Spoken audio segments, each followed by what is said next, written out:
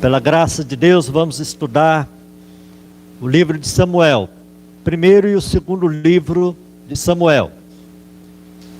Já estamos no 10º livro do Antigo Testamento. Estamos fazendo um estudo panorâmico e cronológico da Bíblia, usando o livro da Igreja Presbiteriana de Fortaleza. Então ele nos presenteou com vários livros, nós até demos aqui para os irmãos, a fim de podermos acompanhar essa série de estudos. Então, irmãos, 1º e 2º Samuel, vamos repetir todos os livros estudados até aqui. Vamos lá? Gênesis, Êxodo, Levítico, Números, Deuteronômio, Josué, Juízes, Ruth, 1 Samuel e 2 Samuel. Nós vamos aprender a sequência de todos os livros. Amém, queridos? Para acabar com aquele sufoco na hora de abrir em determinados textos e assim termos mais desenvoltura no manuseio da palavra do nosso Deus. Nós vamos orar mais uma vez, vamos curvar a nossa fronte, vamos falar com o Senhor. Ó Deus, nós queremos te agradecer por esta manhã, te agradecer, Senhor, por estarmos na escola bíblica dominical. Queremos, ó Deus, crescer no conhecimento da tua palavra, que o teu Espírito Santo esteja falando aos nossos corações, esteja nos edificando. A todos que aqui se encontram na igreja, em diversas salas. Também pedimos por aqueles que nos acompanham pelo canal no YouTube, que também o Senhor esteja falando aos seus corações, pois nós te oramos em nome de Jesus. Amém. Amém. Então nós também queremos abraçar aqueles que estão nos acompanhando pelo YouTube, pelo canal da igreja. Vamos estar participando da campanha, no sentido de aumentarmos o número de inscritos, irmãos, no canal da igreja. Tá bom? Estamos chegando na metade de 1000 inscritos. Então vamos divulgar, vamos propagar, vamos nos inscrever no canal. O Igor tem nos dado um suporte nas transmissões, então que você possa estar repassando para os seus contatos. E também o pastor está com um canal no YouTube, Tibério_Belima, e temos postado muitos vídeos de mensagens. Então nós pedimos que os irmãos estejam participando desse propósito de estarmos aumentando o número de inscritos. Bom, então nós vamos estar dando um sobrevoo nos 2 livros de Samuel, 1º e 2º livro de Samuel, tá bom? Queridos, vamos tratar primeiro da autoria desses livros. A princípio, a gente pensa logo no profeta Samuel, mas nós vamos perceber que desde o início do 1º livro de Samuel, ele já se encontrava em avançados dias. Ele já era uma pessoa idosa. O profeta Samuel foi um profeta muito significativo na história de Israel. Foi aquele que ungiu o rei Saul, o primeiro rei dessa monarquia israelita, como também o segundo rei, que foi Davi. Então, alguns estudiosos dizem que, em se tratando de autoria, irmãos, são indicados 2 nomes que, para muitos, esses nomes podem ser até desconhecidos: Gade e Natã. 1 Crônicas 29, versículo 29. Com a autoria de Samuel. Ele como coautor também desses livros. Tá bom? Então nós temos aí duas figuras novas para nós no que diz respeito à autoria. Tá bom? Desses dois livros. Bom, a história, ela começa nos dias finais dos Juízes e termina com Davi sendo entronizado rei de Israel. Então, o enredo desses livros, ele passa por muitos episódios, desde o fim dos Juízes até o reinado de Davi, cobrindo assim um período de tempo muito extenso. Nós vimos que o livro de Juízes, ele nos apresentou vários servos de Deus que foram levantados para estarem conduzindo o seu povo durante aquele período, e por diversas vezes o povo caía, o povo apostatava, o povo se desviava, e Deus levantava mais um, quando o anterior morria. E os juízes, nós sabemos muito bem que se tratava de um porta-voz de Deus. Era como se fosse um profeta, que Deus levantava para estar orientando, para estar dirigindo o seu povo, tá certo? Então, os dois livros de Samuel, eles cobrem esse período de tempo.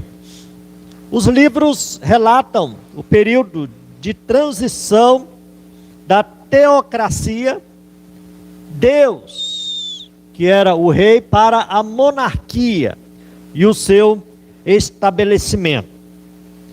Era algo inevitável na nação de Israel. Nós sabemos que Moisés já falava disso em Deuteronômio. Nós já vimos aqui. E outras passagens também já anunciavam que algo de estranho estava para acontecer com o povo de Israel. Então houve essa mudança radical no governo de Israel, que até então era uma teocracia, o Deus dirigindo, né, como o rei, para a monarquia.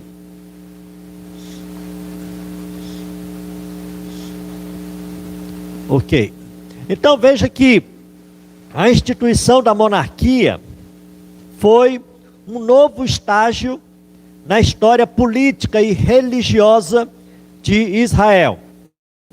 Embora a ideia da monarquia propriamente dita fosse conhecida em Israel pela prática dos seus vizinhos, outros povos já tinham em seus governos a monarquia. E isso despertou o desejo do povo de Israel de também ter o seu rei.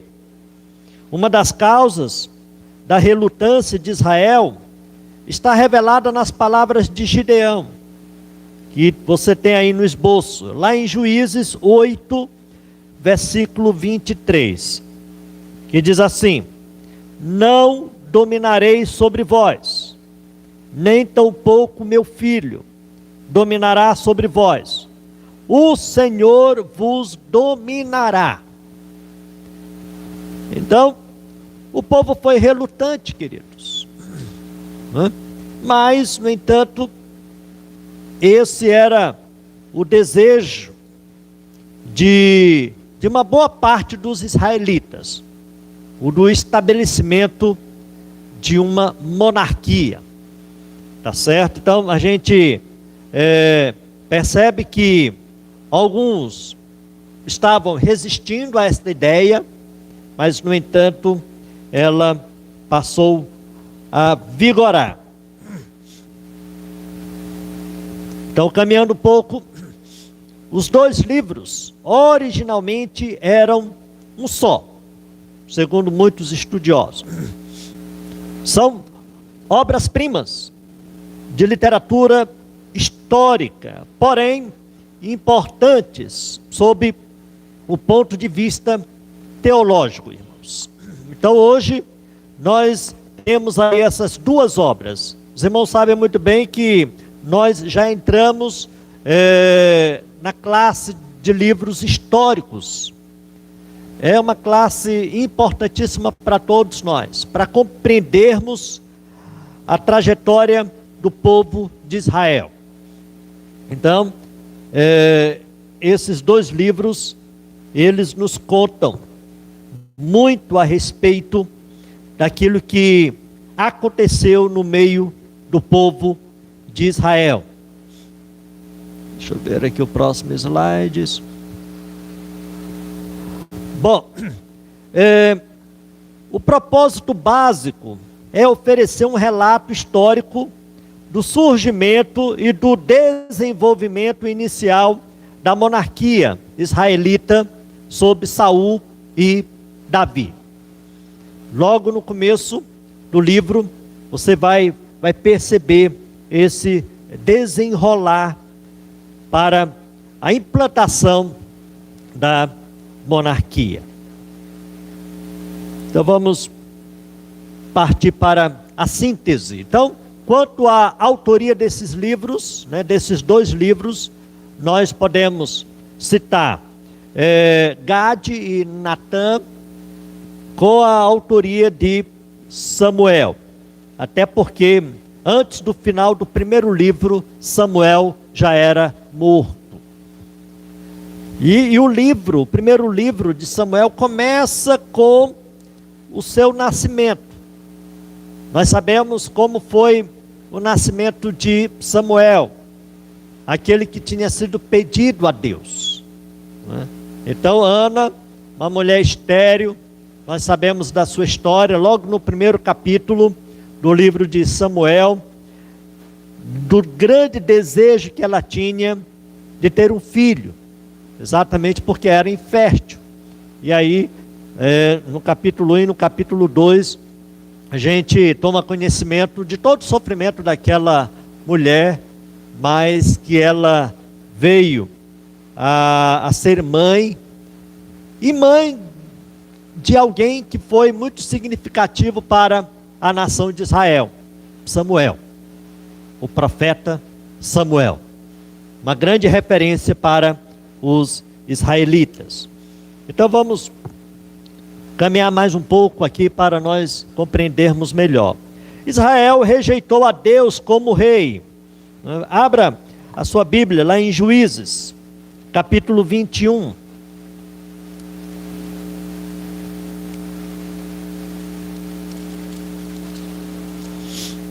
Versículo 25.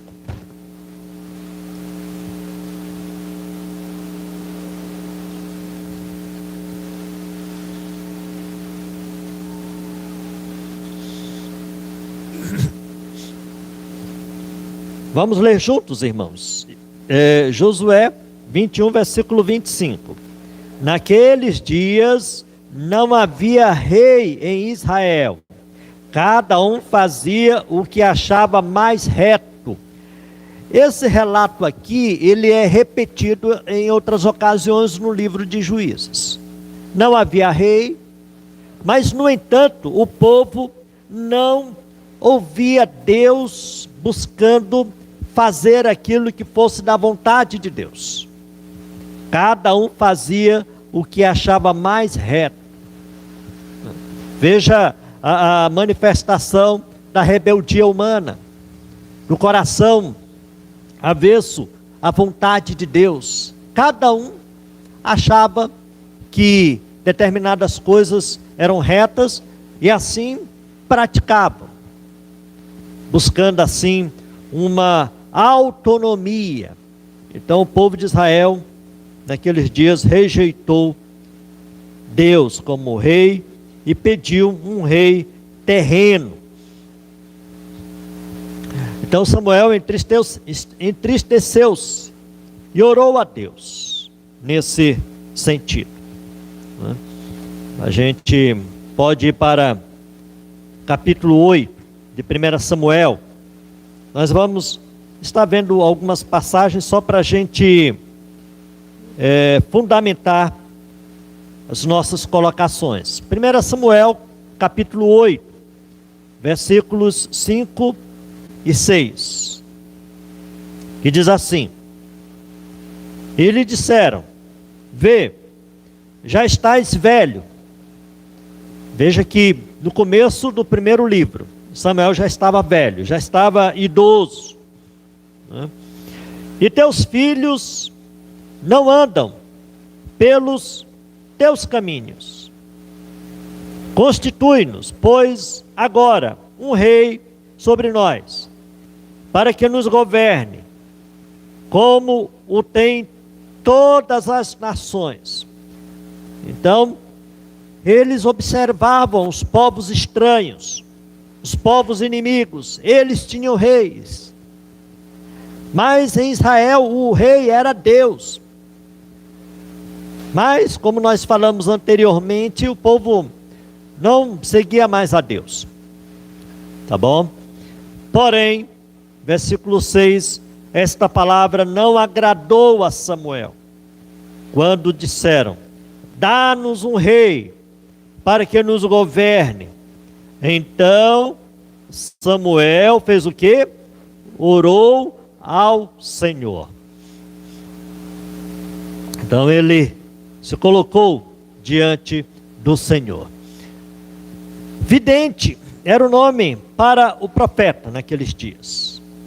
Bem diferente em épocas posteriores. Samuel, ele fundou uma escola de profetas. A gente vê a partir do capítulo 10 de 1 Samuel, a partir do versículo 5. Então, ele criou essa escola de profetas, homens que se colocavam diante do Senhor para serem instrumentos do Senhor na comunicação da sua mensagem. Ok? Então, neste primeiro livro,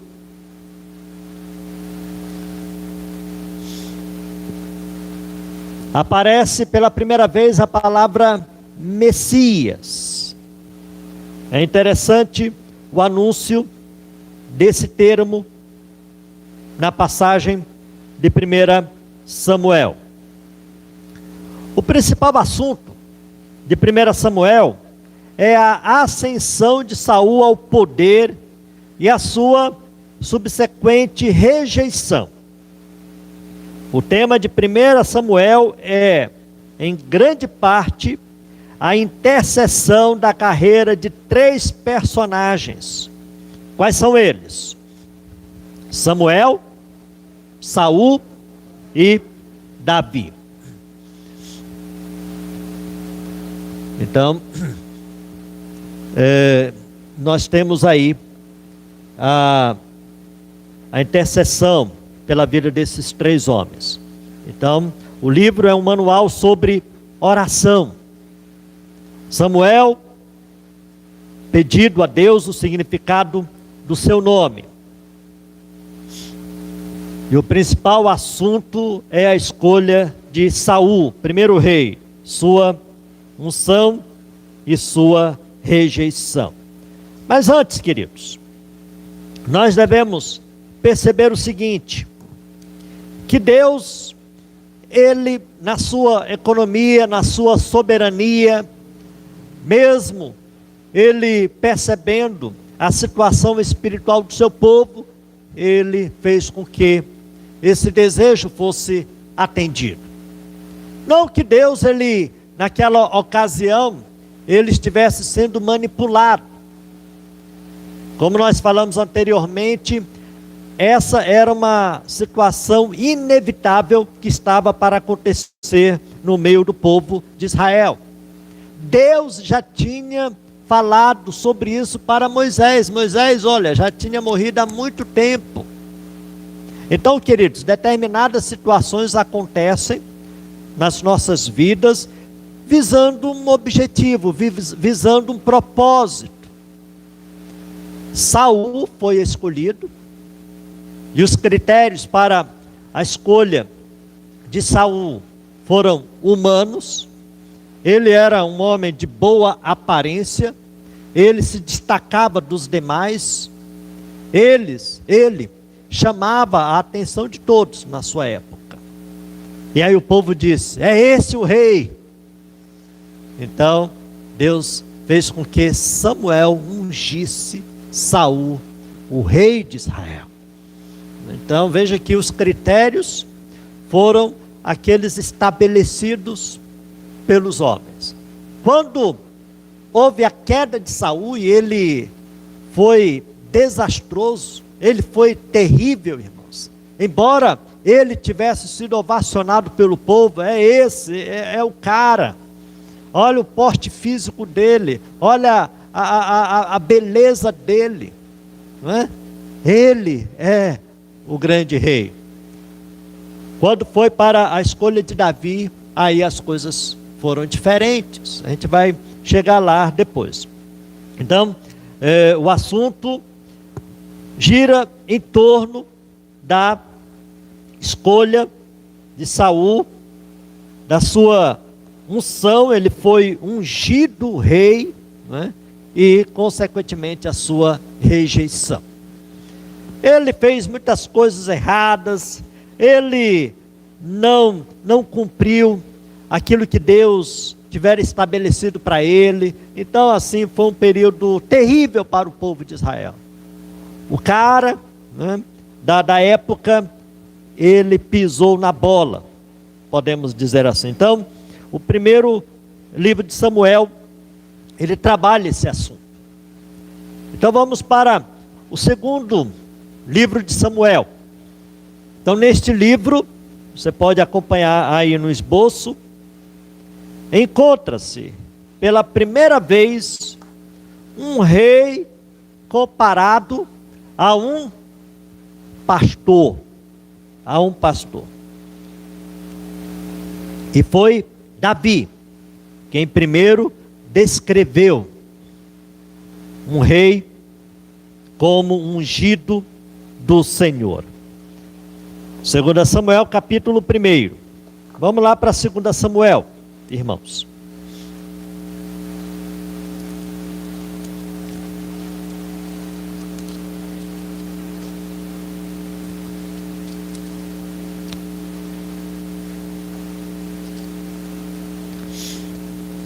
Segunda Samuel, capítulo 1, versículo 14,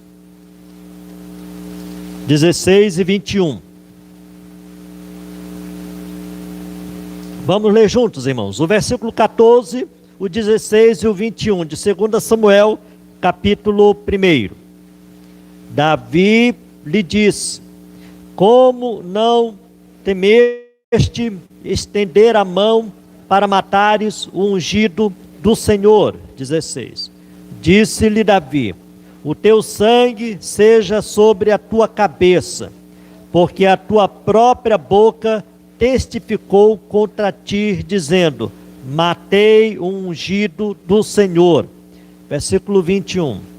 Montes de Gilboa, não caia sobre vós, nem orvalho, nem chuva, nem haja aí campos que produzam ofertas, pois neles foi profanado o escudo dos valentes, o escudo de Saul, que jamais será ungido com óleo. Então, aqui o texto ele fala dessa cerimônia que acontecia na instituição do rei. E vocês sabem muito bem que, embora Saul fosse rebelde, fosse um transgressor da vontade de Deus, embora ele tenha errado por diversas vezes, ele não deixava de ser um ungido do Senhor. Deus usou Samuel para derramar sobre ele o óleo, para que assim ele fosse o rei. Embora muitos já tivessem rejeitado Saul como rei, No entanto, Davi, o pastor de ovelhas, aquele menino franzino, o caçula da casa de Jessé, mesmo sendo afrontado por Saul, mesmo sendo ameaçado de morte por Saul, mesmo tendo tido várias oportunidades para matar Saul, Davi não o fez. Por quê? Porque era o ungido era o ungido do Senhor, tinha sido escolhido. Aí, pastor, ele fez tanta coisa errada. Mas, no entanto, queridos, era o ungido do Senhor. E Davi, por diversas vezes, dizia: eu não me levantarei contra o ungido do Senhor. Então, irmãos, aquele que Deus unge, embora seja uma pessoa limitada, um pecador, nós não podemos estar nos levantando contra o ungido do Senhor, até porque o próprio Senhor, ele fez justiça com a vida de Saul. Não foi Davi, foi o próprio Deus. Então nós temos aí essa descrição de um rei ungido pelo Senhor nesses versículos que nós lemos. Ok? Então vamos caminhar. Então nós temos aí a questão da edificação do templo. Ensina que todos os planos humanos devem ser apresentados a Deus, para receber ou não sua aprovação. Então, se pensava na construção do templo, e esse projeto deveria ser colocado diante do Senhor. A gente encontra a menção ao templo na segunda carta de Samuel, 2 Samuel, no capítulo 7, sobre a edificação de um templo. Esse era o desejo que agora o povo estava nutrindo em seu coração, e deveria ser colocado diante do Senhor. Ok, então, antes da gente falar sobre isso, no seu esboço, fala o seguinte: o livro mostra ainda a necessidade de dependência de Deus, a partir do capítulo 2 até o capítulo 5, e que o pecado não se esconde. Estais certo de que o vosso pecado vos descobrirá. A grande lição: o pecado perdoado também é punido. Depois do grande pecado, Davi não teve maior alegria. Tá bom? Então nós também aprendemos essa lição no segundo livro de Samuel, que vai descrever aquilo que Davi ele fez. Não preciso estar falando sobre as quedas de Davi, mas o que é importante para nós, segundo o segundo livro de Samuel, é que embora Davi tenha sido perdoado, embora Davi tenha encontrado graça diante de Deus, a vida dele não foi mais a mesma. A sua família, ela pagou consequências terríveis por causa do seu pecado. Pecado perdoado não significa impune. No caso de Davi, ele pagou um alto preço. Pastor, ele foi perdoado? Foi. A gente encontra o quebrantamento de Davi, a gente encontra o arrependimento de Davi, muitos dos salmos que ele escreveu, nós sabemos muito bem, demonstram esse apego de Davi para com Deus, a sua confissão, o seu arrependimento, mas depois daquilo que ele fez, a sua família não foi mais a mesma. muitas coisas aconteceram na família de Davi. Então nós aprendemos a respeito disso no segundo livro de Samuel. Então vale a pena nós lermos e nos inteirarmos de todas essas histórias. Irmã Cícera.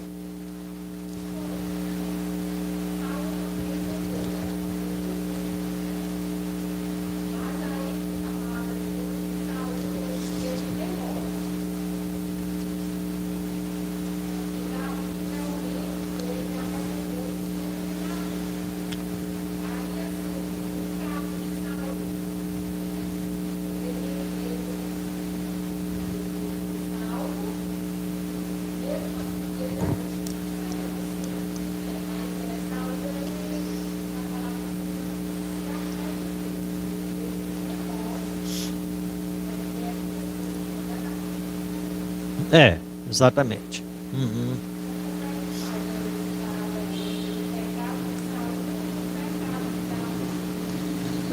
Saul, diz o texto sagrado no primeiro livro de Samuel, ele foi rejeitado por Deus, né? Exatamente por tudo aquilo que ele apresentou. Como nós falamos anteriormente, ele foi escolhido a partir de critérios humanos. E ele, desde o começo do seu reinado, ele tivera feito muitas coisas que desagradaram a Deus. Então, ele foi rejeitado pelo Senhor. Até o próprio profeta Samuel deixa isso muito claro para Saul. Agora, eu dizer para você, se ele está salvo ou se está perdido, eu não vou entrar nessa questão, não é? Exatamente porque a gente não tem assim tanto respaldo para dizer, né? Ele foi sentenciado à condenação eterna, não é? Nós não sabemos disso. O que nós sabemos é que por muitas situações vividas por Saul, ele realmente viveu na contramão da vontade do Senhor. Tá bom? Então, a gente pensa que não, né? Que não tenha sido salvo, mas assim, a gente não tem autoridade para bater o martelo nesse sentido, né? Da salvação ou perdição desse rei, como de muitos outros que a história descreve. Ok? Alguma pergunta, alguma colocação dos irmãos? Irmã Ana Tereza.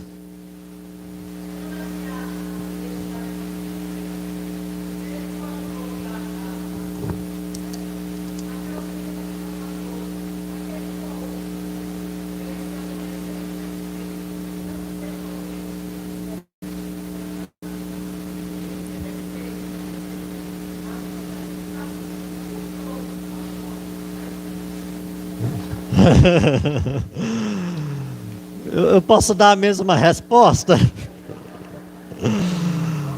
Bom, quando a gente toma conhecimento daquilo que aconteceu na saída do povo do Egito, no deserto, né? Quando a gente se depara com a missão dos espias, né? Nós até vimos isso quando estudamos o livro de Êxodo. Então, aquelas 10 tribos, todas elas foram, elas morreram, aquelas pessoas morreram no deserto, não tomaram posse da terra prometida. A gente percebe que no final do livro de Êxodo, já havia uma nova geração de pessoas mais novas. O mais velho tinha talvez de 20 para 40 anos. E aqueles outros, todos das 10 tribos que não creram nas promessas de Deus, de posse da terra prometida, todos eles morreram, né? Pois é. Eu... É uma questão assim tão delicada, né?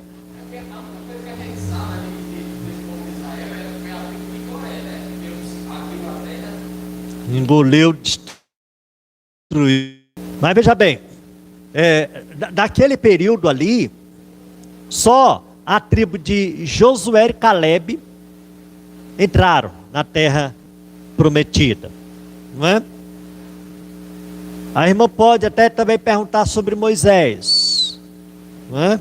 Ele desobedeceu, foi uma situação pontual, não é? Na trajetória da libertação do povo de Israel do Egito e também na peregrinação no deserto. Ele não tomou posse da terra prometida. No entanto, nós não podemos falar o mesmo de Moisés, até porque lá no Novo Testamento ele aparece, não é, como o representante da lei, não é? Então nós não podemos fazer o mesmo, nós não podemos sentenciar de maneira nenhuma a pessoa de Moisés. Mas o que no meu conhecimento limitado, irmã, o que eu posso colocar é que muitos daqueles que peregrinaram no deserto, muitos daqueles não se voltaram para Deus. Novas gerações que estavam surgindo no deserto, os cabeças daquelas clãs, daquelas famílias, não repassavam mais as histórias de libertação de Deus para com o seu povo. Então muitos ali, eu posso até dizer que nem conheciam o Deus que tivera aberto o Mar Vermelho, não é? A gente nota que foi uma geração que não teve mais conhecimento de Deus. Esses novos, tanto é que no final do livro de Deuteronômio, Moisés ele repete a lei. O livro de Deuteronômio é a repetição da lei. Por quê? Porque muitos já não conheciam aquilo que tinha se passado no Egito, aquilo que tinha se passado no deserto, a instituição da lei, muitos não sabiam mais. Daí a grande importância do livro de Deuteronômio, para fazer com que o povo pudesse voltar a tomar conhecimento da lei de Deus, da vontade de Deus para a sua vida. Então, muitos ali não conheciam Deus. E nesse caso, a gente pode chegar a pensar que todos esses foram destruídos.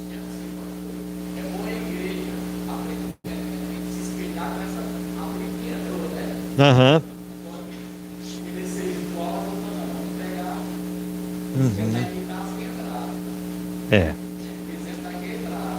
Até porque aqueles que entraram tiveram sempre o zelo de estar repetindo os feitos de Deus para os seus descendentes. Nós temos hoje tudo escrito, queridos, mas na época do povo de Deus não era assim. Quanto à autoria deste livro, não é?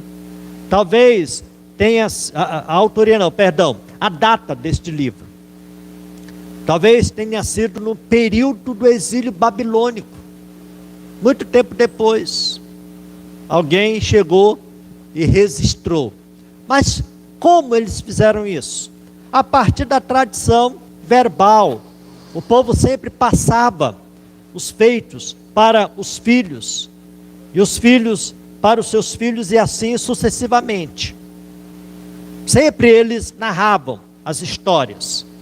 Sempre em momentos de peregrinação, essas histórias elas eram lembradas. Muitos dos salmos que retratam a libertação do povo de Deus do Egito eram recitados quando o povo caminhava para Jerusalém. Em Deuteronômio capítulo 6 vai falar sobre isso. Está sempre falando da verdade de Deus. Mas houve um período do povo de Israel ali no deserto que os novos não conheciam mais o que Deus tivera feito. Por quê? Porque os seus pais falharam em estar repetindo os feitos de Deus para os seus filhos. Então nós aprendemos essa lição, queridos. Precisamos sempre estar batendo nessa tecla, falando das verdades de Deus para os nossos descendentes. Ok. Irmão, eu espero ter ajudado. Se eu atrapalhei, me perdoe. Ok. Então, segundo Samuel, registra-se uma parábola notável, a do egoísta Davi e o profeta Natã, capítulo 12. Essa história aqui é fantástica, irmãos. Foi nesse momento que Davi foi confrontado. Ele achava que tinha feito algo assim, que ninguém viesse a descobrir. Um plano perfeito. Ele tramou tudo. Ele fez com que a mulher de Betseba, o marido de Betseba, viu, irmãos? Ele fosse morto, né? E tudo isso debaixo dos panos, mas Deus levanta Natã, e Natã realmente confronta o pecado do seu pai. Então, é uma parábola notável. E é interessante, queridos, que a reação de Davi foi de ira. Esse homem precisa morrer. Aquele rei que tinha muitos bens, que tinha muito gado e tal, ao invés de colher o viajante com aquilo que ele tinha, ele pegou o animal do pobre que só tinha um bichinho lá, matou e tal. Aí Davi, esse precisa morrer. E aí a resposta de Natã foi: tu és este homem. Pensa um impacto que Davi teve, irmãos. Aí aquele homem não foi mais o mesmo, irmãos. Aí nós sabemos o desenrolar da história. Ok. Então, atentar para o adultério de Davi e a reprovação de Deus, né? Capítulo 11, versículo 27. Também registra o fato de que os seus salmos eram inspirados. Salmo de Davi, salmo de número 23, que nós conhecemos muito bem. Então o livro mostra a necessidade de dependência de Deus. Aí no final da síntese de 2 Samuel. Então vamos caminhar. Então, há o texto aí: estais certos de que o vosso pecado vos descobrirá. Então, Deus é aquele que conhece todas as coisas. Deus é aquele que conhece o nosso interior, conhece as nossas motivações. Então a grande lição é que o pecado perdoado também é punido, como nós já falamos. Ok, vamos à conclusão. Queridos, Davi tipifica no Antigo Testamento a pessoa de Cristo, que foi o sucessor de Saul, o rei desastroso. Então, por que Davi tipifica uma amostra grátis, podemos dizer assim, da pessoa de Cristo? Porque ambos foram confirmados por um profeta, né? Davi, em 1 Samuel 3:20, e o próprio Cristo, em Mateus 14, versículo 5. O Espírito do Senhor veio sobre os dois, tanto sobre Davi, sobre como sobre Cristo. Nós temos aí as passagens, 1 Samuel 16:13, e o Evangelho segundo escreveu Marcos, capítulo 1, versículo 10. Vamos ler aqui essa parte. Ambos foram perseguidos por invejosos reis. 1 Samuel 18:17, Mateus 2:16. Quando Davi venceu Golias, irmãos, e aí as mulheres começaram a festejar os 10 milhares que Davi tivera matado, e os milhares de Saul, então isso despertou a inveja de Saul, irmãos. Então, por inveja, Saul perseguia a Davi. Então, tanto Davi quanto Jesus foram perseguidos por invejosos reis. Tiveram que fugir para salvar suas vidas. Tanto Davi, por diversas vezes, fugindo de Saul, que queria matá-lo, como o próprio Senhor Jesus, quando do seu nascimento, Evangelho de Mateus capítulo 2, versículo 13, ele teve que fugir com a sua família, para que não viesse a ser morto. Tanto um quanto o outro foram rejeitados pelo próprio povo. 1 Samuel 23:12 e João capítulo 19, versículo 15.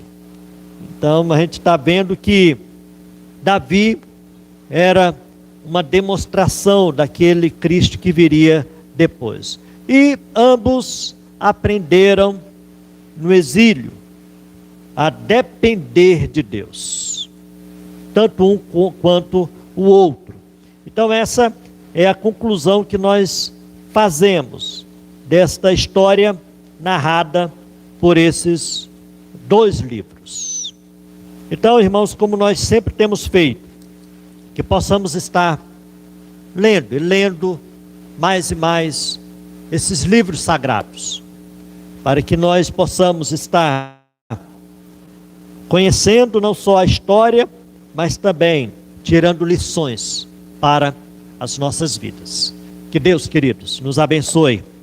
Amém. Vamos orar, irmãos. Ó Deus amado, nós queremos te agradecer pela tua palavra.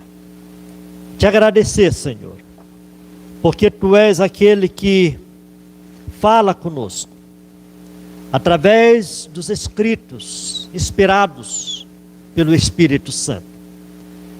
Que possamos, ó Pai, estar crescendo no conhecimento da tua palavra e buscando viver segundo os teus propósitos, segundo a tua vontade, Senhor. Que possamos estar nos apegando mais e mais à leitura e ao estudo das Sagradas Escrituras. Abençoa, Senhor, a cada um dos nossos alunos, pois nós te oramos em nome de Jesus. Amém.